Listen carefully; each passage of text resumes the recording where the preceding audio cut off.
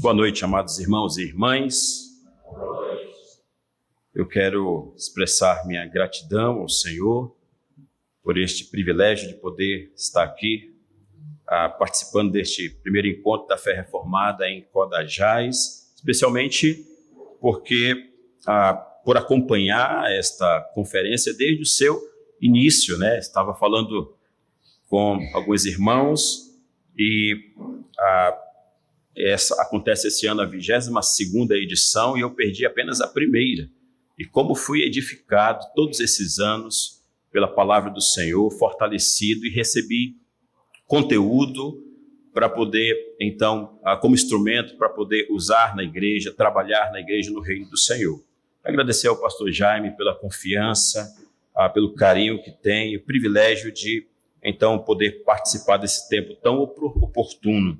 Eu oro para que Deus muito nos abençoe nestes dias, que seu nome seja exaltado, essa tem sido a minha oração, e que sejamos todos edificados com a palavra do Senhor Jesus durante este primeiro encontro da Fé Reformada em Codajás.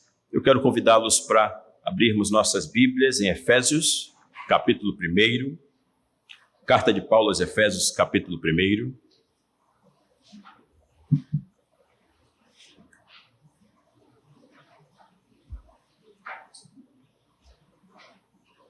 Nós vamos ler a partir do versículo 15, versos 15 a 23. Nós temos esta como que uma segunda oração do apóstolo Paulo nesta carta. Paulo ora pelos crentes, diz o título da Sociedade Bíblica, e a palavra do Senhor diz assim: Por isso também eu, tendo ouvido a fé que há entre vós no Senhor Jesus e no amor para com todos os santos, não cesso de dar graças por vós, fazendo menção de vós nas minhas orações, para que o Deus de nosso Senhor Jesus Cristo, o Pai da glória, vos conceda espírito de sabedoria e de revelação no pleno conhecimento dele, iluminados os olhos do vosso coração, para saberdes qual a esperança do seu chamamento, qual a riqueza da glória da sua herança nos santos, e qual a suprema grandeza do seu poder para com os que cremos, segundo a eficácia da força do seu poder, o qual exerceu ele em Cristo, ressuscitando-o dentre os mortos e fazendo-o sentar à sua direita nos lugares celestiais,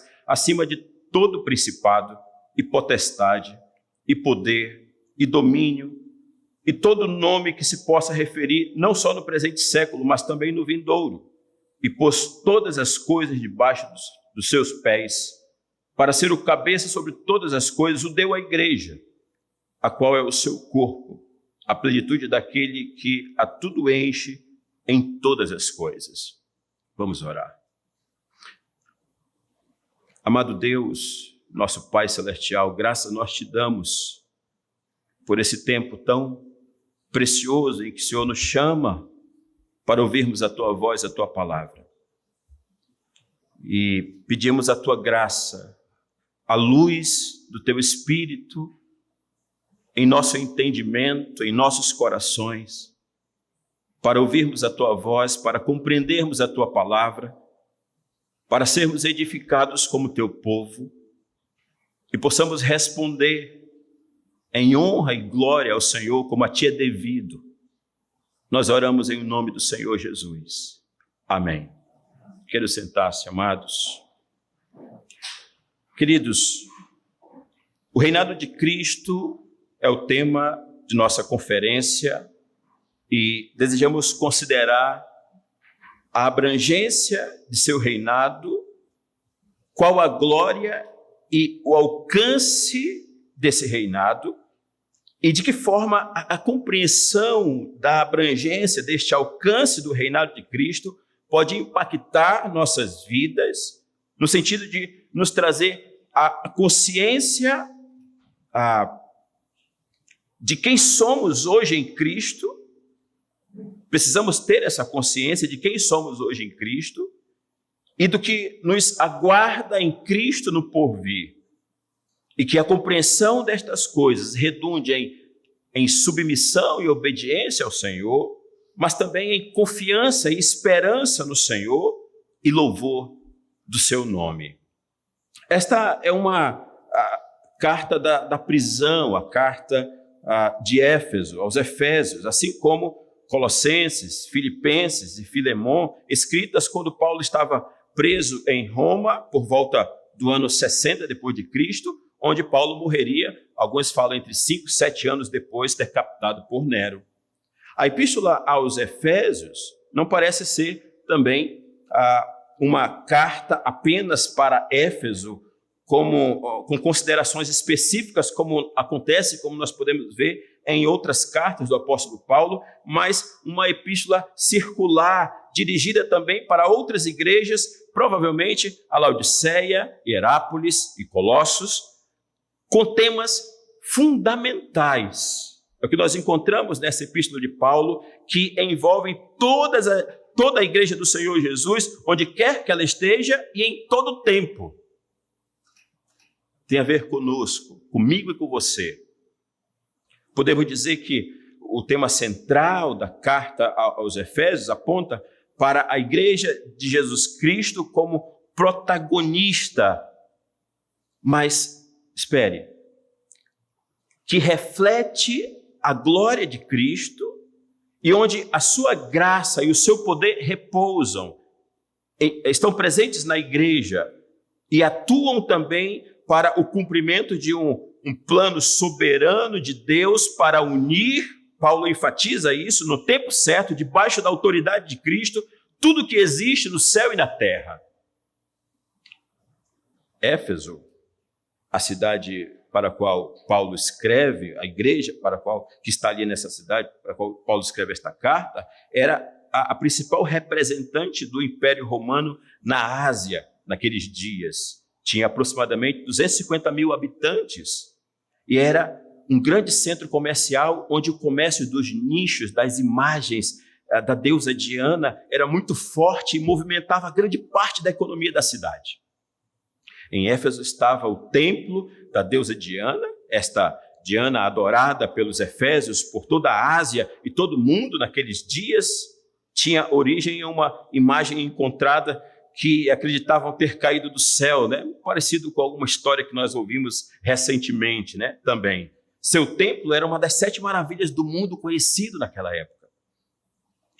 Há também algumas fontes que sugerem que havia em Éfeso uma escola de bruxaria. Então, Éfeso era uma cidade rica, ali estava a igreja do Senhor, mas extremamente idólatra e mística. E é para esta cidade que Deus envia o apóstolo Paulo para anunciar o evangelho do Senhor Jesus, que é o evangelho do reino, e anos depois, Paulo escreve esta epístola e registra esta oração, como acabamos de ler. O propósito das orações de Paulo em favor dos crentes de Éfeso era pelo menos 2, que eles crescessem no conhecimento de Deus, nós vimos isso no versículo 17, e que tivessem clara consciência de sua identidade em Cristo Jesus como igreja de Deus. E então Paulo inicia os versículos 1 e 2, você pode observar, ele diz: Paulo, apóstolo de Cristo Jesus, por vontade de Deus, aos santos que vivem em Éfeso e fiéis em Cristo Jesus, a graça a vós outros e paz da parte de Deus, nosso Pai, e do Senhor Jesus Cristo, aos santos que vivem em Éfeso, separados por Deus, e agora debaixo do seu governo e cidadãos do reino de Deus, mas que viviam em Éfeso, debaixo de todo o contexto de Éfeso, mas que não eram mais fiéis a Diana ou a outros deuses daqueles dias, e a sua devoção e toda a corrupção que era própria do mundo daqueles dias, mas agora Paulo diz, eles eram santos e fiéis em Cristo Jesus. No entanto, esses irmãos efésios não foram sempre assim. Quando nós olhamos para o capítulo 2 desta carta, houve um tempo em que eles estavam sem Cristo. Eles eram separados, sem esperança, sem conhecimento de Deus e sua salvação. eles eram mortos debaixo do poder de outro príncipe e amantes do mundo. Eles também haviam sido idólatras e místicos. Paulo chega em Éfeso no início de sua terceira viagem missionária, como registrado em Atos capítulo 17. Ele prega na sinagoga, depois na escola de um homem chamado Tirano, passando ali 3 anos aproximadamente ensinando a palavra de Deus. E Deus abençoou a sua palavra. Abençoou a sua palavra. Muitos se converteram a ponto de queimarem seus caros livros de magia diante de todos, como testemunho da sua fé. E o comércio dos nichos de Diana, o comércio de idolatria e magia começou a entrar em colapso. A palavra do Senhor prevalecia em Éfeso. Agora, esses irmãos, então, eram santos e fiéis a Cristo Jesus e não mais a Diana dos Efésios e não mais mortos em delitos e pecados. E aí nós precisamos pensar rapidamente nesta primeira oração de exaltação do apóstolo Paulo, a partir do versículo 3 em diante. Nós temos essa primeira oração de Paulo, onde ele inicia louvando a Deus. Bendito Deus e Pai de nosso Senhor Jesus Cristo, que nos tem abençoado com toda sorte de bênção espiritual nas regiões celestiais em Cristo. Encontramos aqui algo como uma sentença preservada, é como uma só frase que vai dos versos 3 ao verso 14, uma só canetada em louvor a Deus nessa escrita do apóstolo Paulo, mas que ao mesmo tempo se divide em 3 partes. É o que nós podemos perceber aqui, cada uma como que apontando para uma das pessoas da Trindade, nesse plano de salvação de Deus, e cada uma terminando com expressões de louvor, que é o propósito também do apóstolo Paulo ao escrever estas coisas. Ou seja, do verso 3 ao verso 6, se você olhar na sua Bíblia, você vai perceber ao final, para o louvor da glória da sua graça, uma expressão de louvor a Deus o Pai, porque Ele nos abençoou com toda sorte de bênção espiritual, Ele nos escolheu em Cristo antes da fundação do mundo, Ele nos predestinou para Ele e nos adotou como filhos herdeiros. E aí, se você observar na sequência dos versos 7 a 12, ao final, ele diz, a fim de sermos para louvor da sua glória, uma expressão de louvor pelas bênçãos espirituais relacionadas a Deus, o Filho, o Senhor Jesus, pela libertação, o perdão, a remoção da culpa dos pecados, pela revelação do mistério deste plano de Deus e por termos sido feitos herança de Deus em Cristo. Paulo termina também em louvor a Deus. E então, dos versos 13 e 14, ele diz em louvor da sua glória, novamente, expressão de louvor agora pelas bênçãos espirituais relacionadas a Deus, o Espírito Santo, pelo selo e garantia, como a marca de anel de um rei, uma garantia, o penhor de que Deus cumprirá todas as suas promessas, de que estas bênçãos espirituais que já experimentamos na igreja do Senhor, nós viveremos de forma plena um dia na plenitude do reino de Deus. Paulo deseja, então, trazer à mente dos irmãos, assim como para nós, para você e para mim, nesta noite, a grandeza deste amor de Deus. Pense nisso. A grandeza desse amor de Deus, a sabedoria deste plano de Deus, e mostrar a glória de Deus revelada em sua graça, em seu poder, essa glória de Deus que se mostra nessa ação de Deus na igreja, atuando na salvação de pecadores, atuando na criação, na expansão do seu reino, da sua igreja, do seu povo do seu reino. E o propósito final, como falamos de tudo isso, o último grande fim é o louvor da glória de Deus. Se você considerar os versos que mencionamos, versículo 6 diz, para louvor da glória de sua graça. O versículo 12, a fim de sermos para louvor da sua glória. Versículo 14, o qual é o penhor de nossa herança até o resgate da sua propriedade, em louvor da sua glória. E então chegamos ao texto que lemos no início, onde Paulo novamente ora pelos crentes. Esta oração de Paulo é para que Deus iluminasse os olhos do coração daqueles crentes, para que pudessem ter todo o conhecimento necessário de Deus, saberem a grandeza de sua nova identidade em Cristo.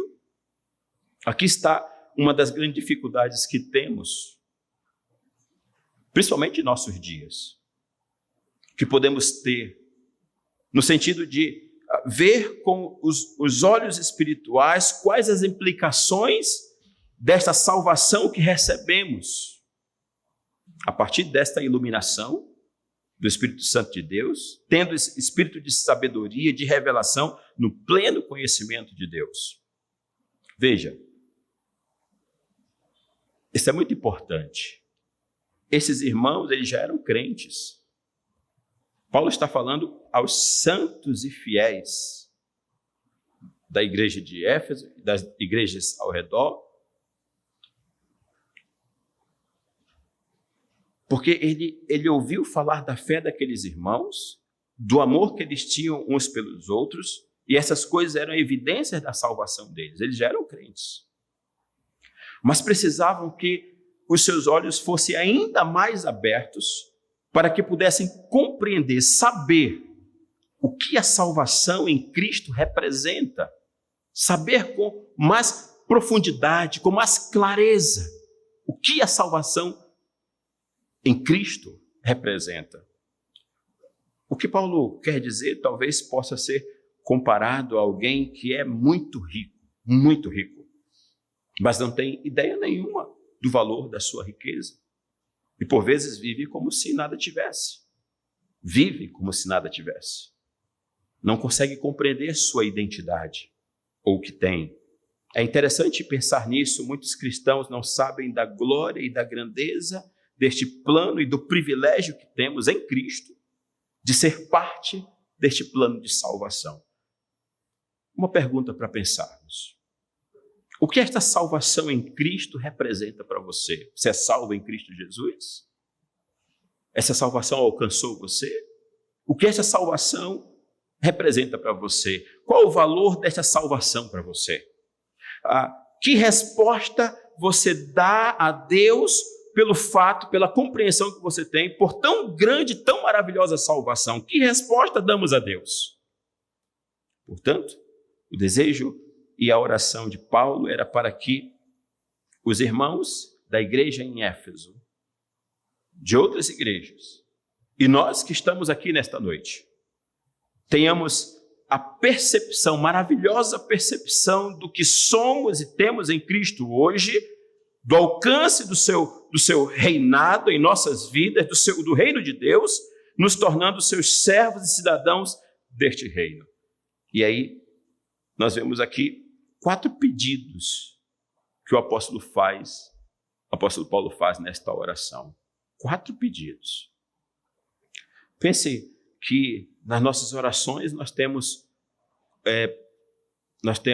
anseios que nós levamos diante de Deus, que nos são importantes, nos são caros, são legítimos. Mas tente perceber se aquilo que você tem levado diante de Deus, que são legítimos, são importantes, estão presentes aqui nesses pedidos de Paulo, por exemplo. Tente comparar. Veja, ele pede iluminação, luz para que pudessem ver, para que soubessem com mais clareza e convicção. Essa era a preocupação do apóstolo Paulo. Isso eu lembro e não cesso de orar por vocês por isso. Para quê? Convicção da esperança do seu chamado, da grandeza, da glória, da herança de Deus, da suprema grandeza do seu poder que hoje, agora, opera em nós. Esses eram os pedidos do apóstolo Paulo. Então veja, iluminação dos olhos do coração. Por que isso é tão importante? Os crentes de Éfeso tinham outras necessidades legítimas. Eles tinham oposição, perseguição, sedução, desânimo. Muitos deles eram empobrecidos, quando você olha para o contexto, à medida que eles eram se convertendo e saindo do meio daquela sociedade cuja economia se misturava, a economia da cidade se misturava com a idolatria, eles iam empobrecendo, passavam necessidades. E talvez como pastor Paulo pudesse pensar, Senhor, abençoa, supre a necessidade do povo lá. Mas Paulo começa dizendo que Deus iluminasse o entendimento deles. Por que espírito de sabedoria e de revelação? O que significa isso? Significa conhecimento, certeza, convicção das verdades que já estão reveladas, que já estão escritas, neste caso, quanto a este mistério do plano de Deus que envolve você e a mim. Ou seja, ter o máximo de conhecimento de Deus e enxergar, perceber com mais clareza o que ainda não estavam vendo. Eles precisavam que a luz do Espírito de Deus iluminasse ainda mais os seus corações para então compreenderem o quê? A esperança do chamado. Essa é a esperança do cumprimento das promessas de Deus no futuro. Deus nos chamou, irmãos. Ele nos libertou dos nossos pecados, nos libertou da escravidão em que vivíamos, do império das trevas, chamou a mim e a você. E Paulo ora para que as promessas que envolvem esse chamado e que apontam para a plenitude, a consumação do reino de Deus, sejam ainda mais esperadas, promessas para se esperar, para aguardar pelos crentes. Que o que Deus tem para seu povo não é apenas o que já recebemos em Cristo aqui, e isso não é pequeno, muito menos se limita ao que podemos ter neste mundo, no sentido de coisas materiais, como tem sido a ênfase por aí. Você sabe do que eu estou dizendo. Venha para cá, porque você não vai mais sofrer. Você vai ficar rico. Compare essas coisas que têm sido faladas a esses pedidos do apóstolo Paulo, essas bênçãos que aqui estão, que já estão entregues à igreja.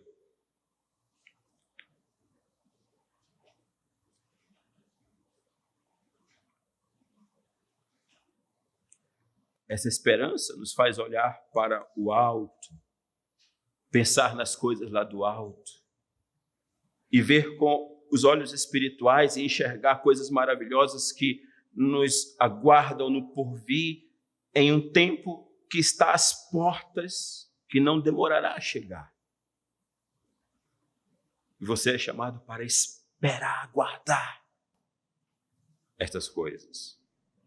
Também compreender a riqueza da glória, da herança de Deus. Esta herança rica e gloriosa, como aparece neste capítulo, a maioria dos estudiosos concordam que ela tem pelo menos dois sentidos na perspectiva do que Deus tem guardado para mim e para você na eternidade como herdeiros do reino de Deus. É o que nós vemos, por exemplo, no versículo 14, quando ele diz o qual é o penhor da nossa herança, na perspectiva daquilo que recebemos, que está nos aguardando no reino de Deus. E um outro sentido, no sentido de que nós somos esta herança de Deus. Veja, vou repetir. Nós somos esta herança de Deus, como sua propriedade e herança. Como no versículo 11 nós lemos, nele digo, no qual fomos também feitos herança. Nós somos esta herança de Deus, do valor deste povo para Deus, que ele comprou com o sangue do seu filho, por preço fostes comprado. E qual foi o preço? O sentido do preço, quando nós lemos lá em Coríntios, é um pagamento de um outro que sofreu a punição. Alguém foi punido para você ser comprado. Veja, não se trata do que eu e você valíamos antes em nossos pecados, quando ele nos chamou, como se alguma coisa boa ele visse em nós. Não é isso. Mas do valor que temos agora em Cristo, por ter sido Cristo punido por nós. Então, saiba como é rica e gloriosa esta herança da qual você faz parte hoje. Deus pega pessoas como eu e você e as torna seu tesouro pessoal em Cristo, que é a igreja. Isso é o que chamamos de glória refletida, não inerente, como se tivéssemos luz própria, mas a glória, a igreja é esta herança rica e gloriosa por causa de Cristo. A igreja é esta herança rica e gloriosa por causa da graça de Cristo, por causa do poder de Cristo, do brilho de Cristo, da santidade de Cristo, da fidelidade de Cristo, que reflete em mim e em você. E então, ele diz, para que também compreendamos a suprema grandeza do seu poder que hoje, agora opera em nós. Pense que há um poder que atua naqueles que creem. Há um poder que atua naqueles que creem. Há um poder que atua em você hoje, você crente.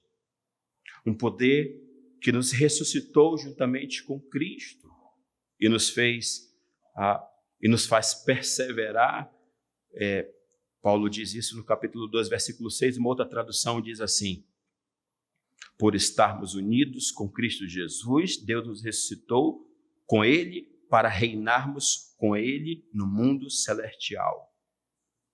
No entanto, quanto a este poder, para o apóstolo Paulo, a abrangência desse poder só pode ser entendida quando compreendemos também onde e em quem este poder atuou na sua mais sublime forma.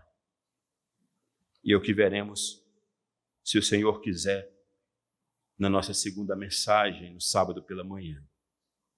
Mas eu gostaria de pensar com os irmãos em pelo menos 2 ou 3 considerações relacionadas a isso que nós acabamos de ouvir. Em primeiro lugar, considere a situação em que o apóstolo Paulo se encontrava. Ele usa termos, minhas algemas, estou algemado, minhas cadeias, pelo menos 8 vezes em suas cartas, e todas exultando por saber que suas tribulações contribuem para a expansão do reino de Deus. Alguns comentaristas sugerem que aquilo que Paulo escreveu quando foi prisioneiro tem um gosto e aroma especial das coisas de Deus.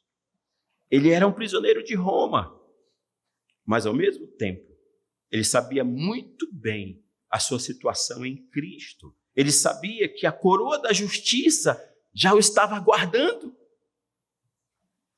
E a resposta de Paulo era especialmente em muitos louvores a Deus. Se já temos, veja, certo entendimento das coisas de Deus. Eu posso imaginar, nós que aqui estamos nesta noite, uns compreendem um pouquinho mais, outros um pouquinho menos, outros têm pouco tempo de fé, outros já têm talvez um tempo a mais. Os irmãos, colegas pastores, um pouco mais. Mas precisamos sentir a necessidade de sermos ainda mais iluminados para um conhecimento mais claro. Isso requer esforço, de modo que possamos ter a certeza dessas coisas e muito maior motivação para louvar a Deus pelas bênçãos que já recebemos e que ainda receberemos. Você consegue louvar a Deus especialmente pelo conhecimento de Deus, porque Ele é digno de ser louvado, e pela compreensão de quem você é em Cristo Jesus hoje. Em segundo lugar, observe que o meio de graça que Paulo usa para que tenhamos nossos olhos abertos para ver o que somos em Cristo e o que nos aguarda em Cristo é a oração. Esse motivo de oração deve ter prioridade todos os dias e deve estar unido também a uma disposição para conhecermos ainda mais o nosso Deus, quem é Deus, sua obra em nós por meio do seu Filho Jesus. Uma disposição para isso. Você consegue perceber o quanto a ideia de o conhecimento está presente aqui? O profeta lá no passado diz: conheçamos e prossigamos em conhecer o Senhor. O Senhor Jesus diz: e a vida eterna é esta, que te conheçam a ti, o único Deus verdadeiro, e a Jesus a quem enviar-te. E isso tem a ver com sua vida na igreja. Lembre-se, na igreja repousa a graça de Cristo, na igreja repousa o poder de Cristo. Não cresceremos ainda que você ore, e é interessante pensar nisso, porque a oração ela não está separada do conhecimento da sua palavra. Então, não cresceremos na percepção desta esperança, da esperança desse chamado, na sensibilidade dessa esperança, desse chamado, da herança que nos está reservada e do entendimento dessa herança que somos diante de Deus, e no conhecimento do seu poder, se não somos ensinados, se não ouvimos a palavra da verdade, o evangelho da salvação. Eu sei, irmãos, assim como os irmãos, às vezes podemos duvidar, olhamos ao redor, como esse mundo tem caminhado, e duvidamos, talvez enfraquecemos da fé, talvez tropecemos em pecados, desanimemos. Mas mesmo que você esteja sem muita condição espiritual, você sabe agora, olhando para esta palavra de Deus, que pode orar, pedir de Deus, e é isso que o apóstolo Paulo faz, para que Deus abra seus olhos, para que você possa ver, contemplar estas coisas. Peça para que Deus perdoe os seus pecados, remova as dúvidas do seu coração, peça ajuda do seu pastor, para que ore também com você, busque forças, leia a sua Bíblia, se apegue a essas promessas, participe da comunhão da igreja, não deixe a sua igreja. Estes são meios de graça pelos quais Deus iluminará seu coração e fortalecerá a sua fé. Precisamos meditar, pensar nisso, desejar saber o que é esta esperança, conhecer o privilégio que temos como povo de Deus em seu reino hoje e as expectativas que podemos ter com respeito ao mundo celestial. Nós terminamos recentemente na igreja o estudo A Vida Futura segundo a Bíblia, de Hendricks. O último capítulo, domingo passado. E ele parte desse texto de 1 João, capítulo 3, verso 2, mas só precisa ir lá por conta do nosso tempo. Ele diz: hoje somos filhos de Deus, mas ainda não se manifestou o que haveremos de ser. Eu lembro de dizer aos irmãos: eu já estou curioso, eu já quero saber.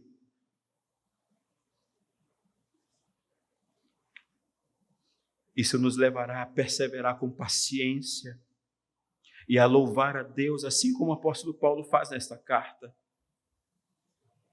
E por fim, queridos, em terceiro lugar, um dos propósitos do pleno conhecimento de Cristo é para que não mais sejamos como meninos levados por ensinos errados.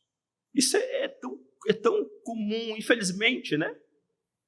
Certa vez, estava na igreja pela manhã, iríamos iniciar a escola bíblica, e uma irmã muito querida se aproximou e disse: pastor, eu estou lendo um livro. Eu já estava observando algumas coisas antes, viu?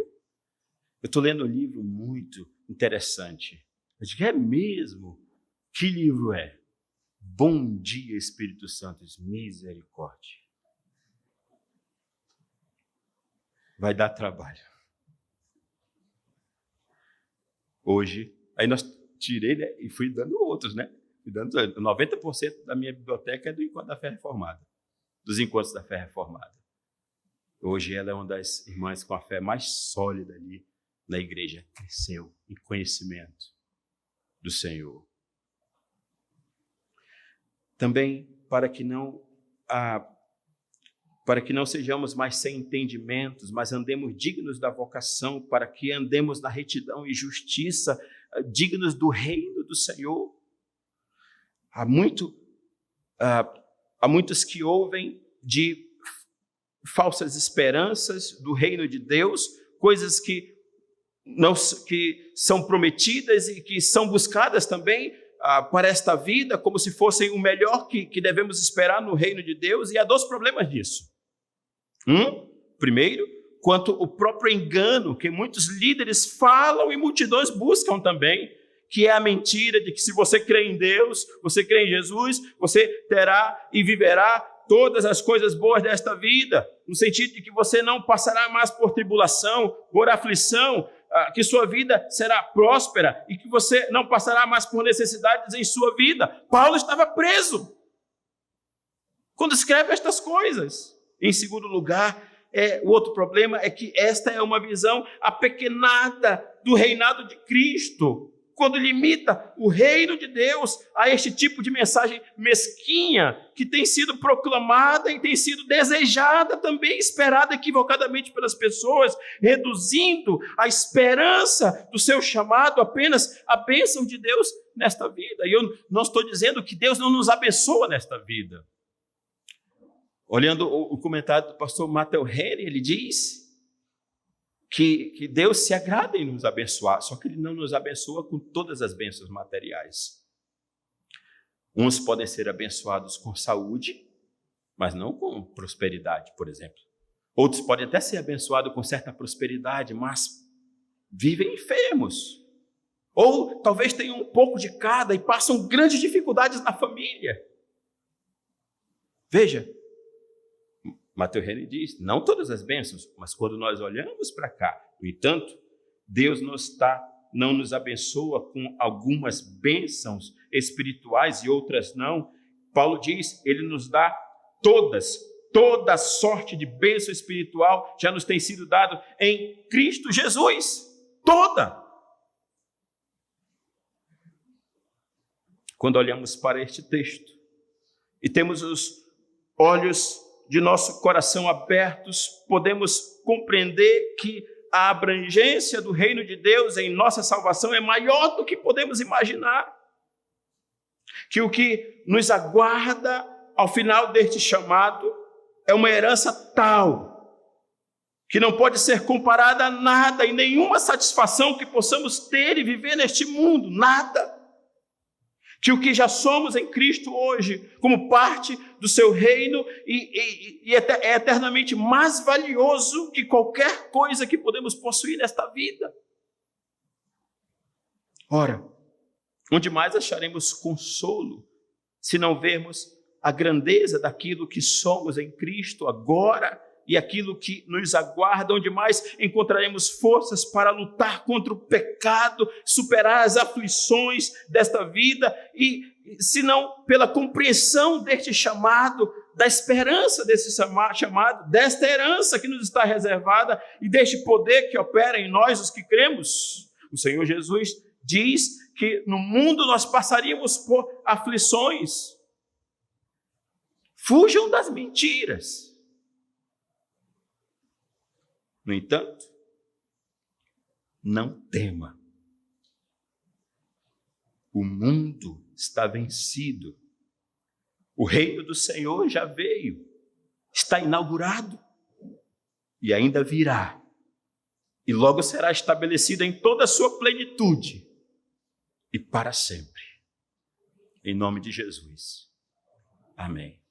Oremos. Amado Deus,